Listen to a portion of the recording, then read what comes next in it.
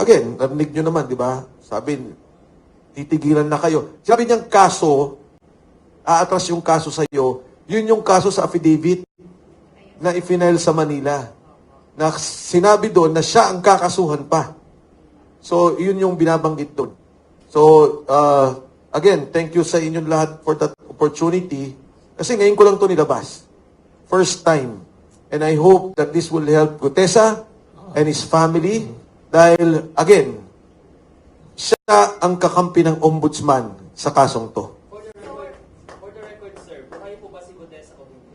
Ang last na nakuha kong information, ang sabi nila is buhay, and sabi nila kasama daw yung pamilya.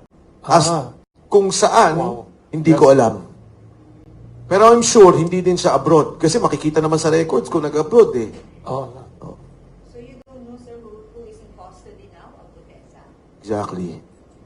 Hindi ko alam. Hindi ko alam. But definitely, Secretary de Tesor, gobyerno may hawak. Not that you don't know necessarily kung ano yung exact na agency or unit, pero gobyerno po ang may hawak. Nare-recall ninyo before ang kiniklaim ko Marines? Yeah, I was standing by that word. Although ang problema ko kasi, delayed ako eh. What do I mean? Pag sinabi kong nandito siya, wala na siya doon. Pero galing siya doon. Diba? Pag sinabi kong mukhang nandito na siya, so, kasi yung information na nakukuha ko, hindi naman mabilis eh. Hindi naman siya ang kausap ko kaagad or the family. Grabe, parang suspense na to. Grabe, lalo pa necessary. Ay, tanong kaya. Yes. Di ba before humarap po siya doon sa Senate, paano sino po kumuha sa kanya din kung saan lugar? Oo. Ano po nangyari? Kasi ang process, paano siya nawala? Kasi ang nangyari doon, Wilson, when we were talking, nakaupo kami. Binasa niya yung kanyang affidavit. Tapos sabi ni Senator Marcoleta, sabi, Sarge, ilagay mo doon sa huling provision yung protective custody. So sabi niya, okay. So kung panoorin niyo yung Senate hearing, sinabi niya na umiling po ako na bigyan ako ng proteksyon ng Senado.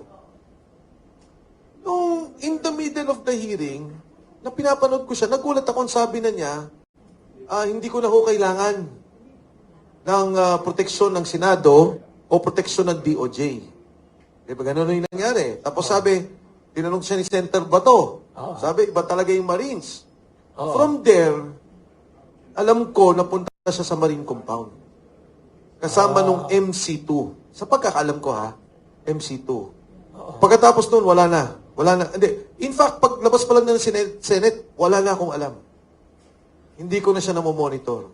Bigla na lang magpaparating ng balita. Pinapasabi sa inyo ho, nandito siya sa ganito. O pinapasabi, nag-save siya dito. Mga ganun na lang.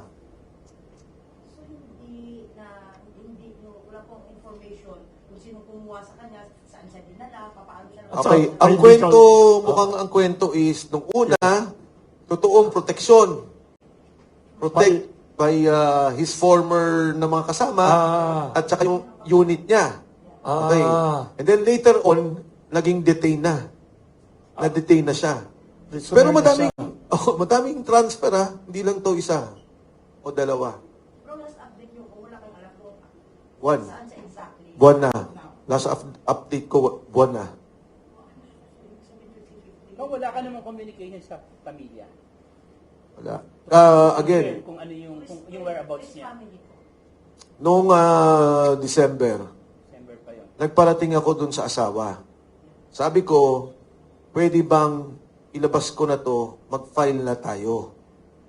Ang sabi ng asawa, natatakot siya para sa buhay ni Gutesa.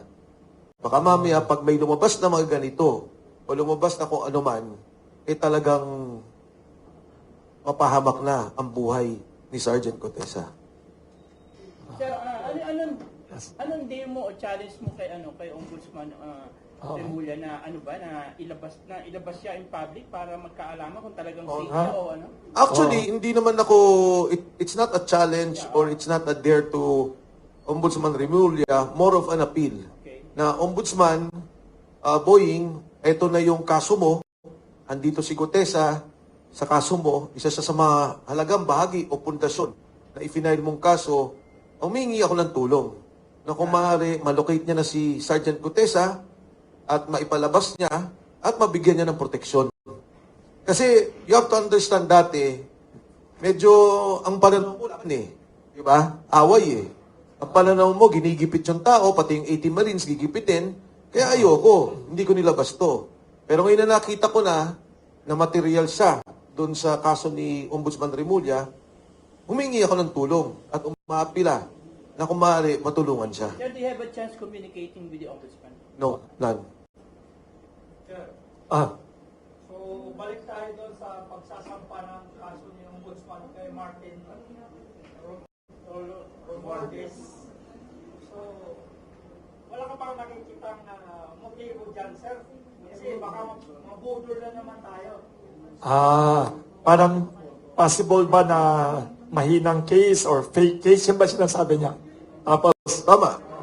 may Actually, ganyan ba possibility? Maraming ganyang mga reaksyon sa katotohanan.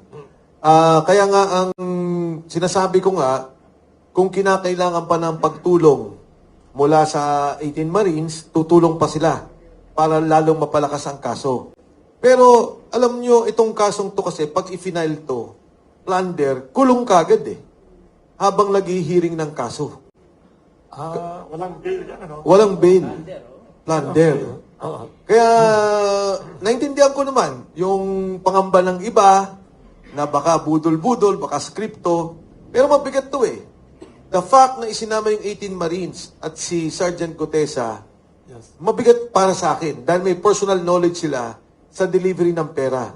Critical ang ledger ni Saldico. Critical yung ledger ni Saldico. Bakit nagkaroon ng delivery na 2 bilyon? Saan galing yung delivery sa ledger ni Saldico, makikita saan ang galing ang komisyon para sa delivery yun.